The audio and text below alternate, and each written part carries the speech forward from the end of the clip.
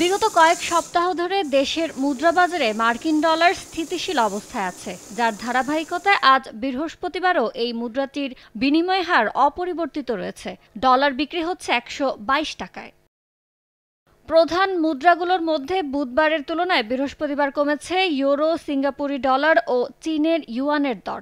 এর মধ্যে ইউরো বিক্রি হচ্ছে 132 টাকা 80 পয়সায়, সিঙ্গাপুরি ডলার 91 টাকা 48 পয়সায় এবং ইউয়ান 16 টাকা 88 পয়সায়।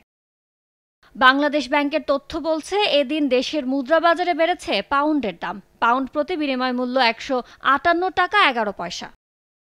আর বুধবারের তুলনায় বৃহস্পতিবার অপরিবর্তিত আছে ভারতীয় রুপি ও জাপানি ইয়েনের দর। মুদ্রাবাজারে রুপির দর 1 টাকা 39 পয়সা আর ইয়েনের দর 82 পয়সা।